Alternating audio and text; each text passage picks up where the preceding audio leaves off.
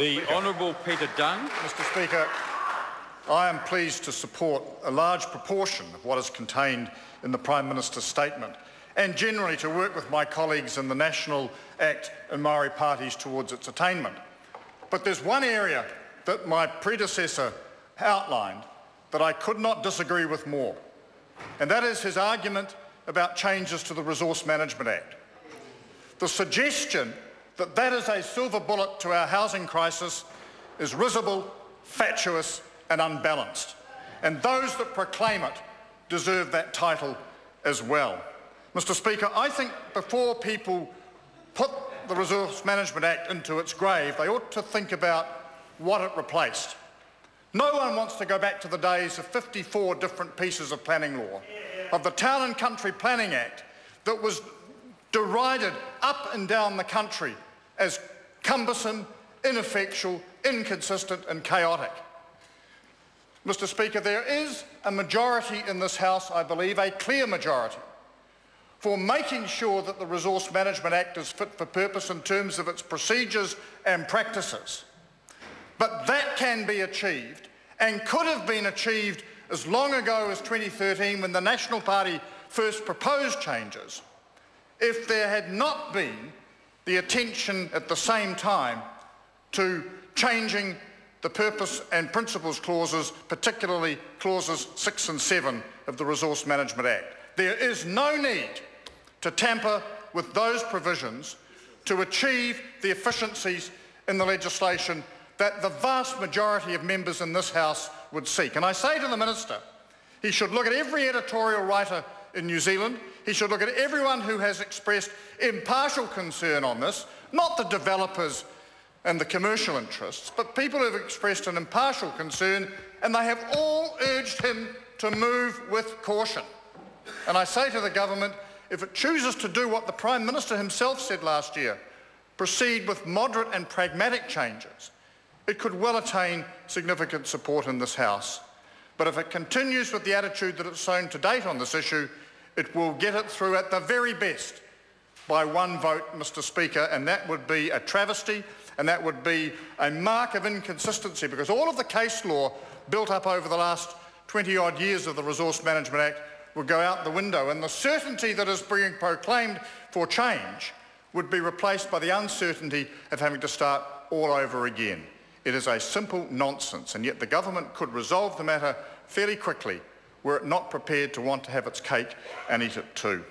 Mr. Speaker, I want to talk about a couple of other measures that are contained in the Prime Minister's speech, which I think the House deserves to pay some attention to.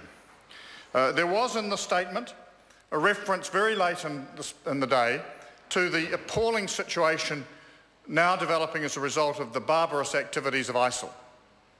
No one can condone what has been occurring. No one can say that it is in any way acceptable or meets any reasonable standard of human behaviour.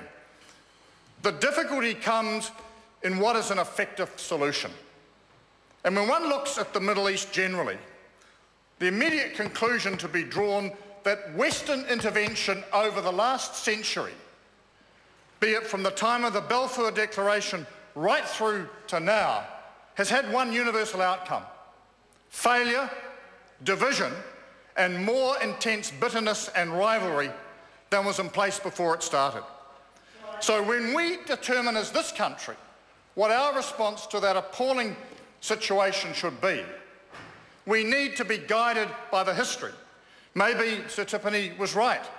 Pākehā often do not know their history if we seem determined to blunder in and repeat the mistakes of the past. We need to be working alongside responsible governments in the area, encouraging them, first off, to seek solutions to their own issues, to seek their own solutions, not have them imposed upon us or imposed upon them by us acting in a we know best sense from the outside.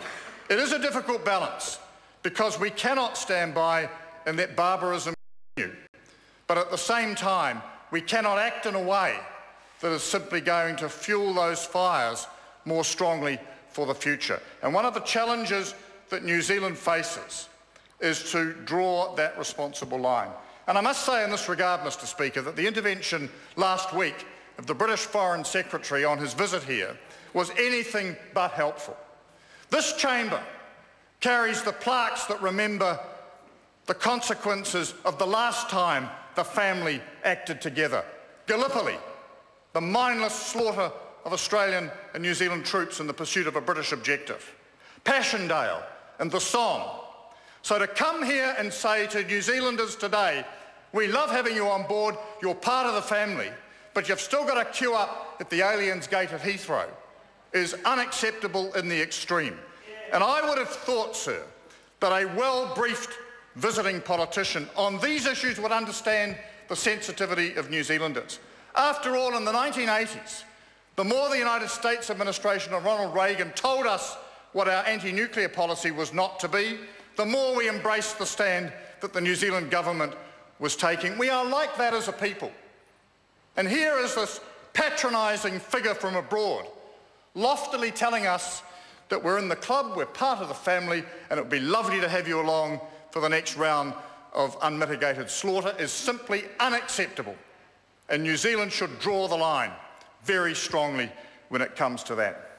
Mr. Speaker, there's one other area that the Prime Minister touched on, which is also extremely important, and I think we can actually start to make some progress. There is to be a review this year of our security legislation. I think that's good, it's proper, but it needs to be conducted in a transparent and open way, and there are two steps, I think, that need to be taken sooner rather than later. The review has to be established by the 30th of June this year. I think the form of the review needs to be made public well before its establishment, and I think the draft terms of reference need to be published and socialised around this House in the first instance, and more broadly before they are adopted. This is not a political issue. This is a New Zealand issue. We're talking about New Zealand's security interests, New Zealand as a nation, our domestic security, our international security. And it's not a game of political one-upmanship, but a game of ensuring that those who operate in that very peculiar world are accountable, are transparent, and have very clear lines of operation that the Parliament has ordained for them. Last year, the then director of the GCSB gave an extraordinary speech where he spelled out the objectives of his agency as he saw them. And one of them was advising the government on military strategy. Mr. Speaker, that is not the role of an intelligence agency. It might be the belief of those that like wearing trench coats and walking around in the shadows think is the role of an agency. But it's not the role of a responsible agency today, particularly against the backdrop of the revelations that people like Edward Snowden have made and various other whistleblowers around the world have shown about the way in which these organisations operate. No one is actually saying you don't need them, but everyone seems to be saying they need a more open and accountable environment. And the review this year provides that opportunity, and I sincerely hope that the government takes the chance to ensure that what arises is a robust, credible set of organisations that can meet both the test of public scrutiny and the test of time.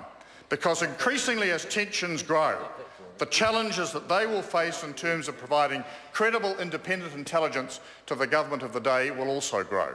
And if there's any doubt about the competence of that, then, Mr. Speaker, I think we're in a very sad way.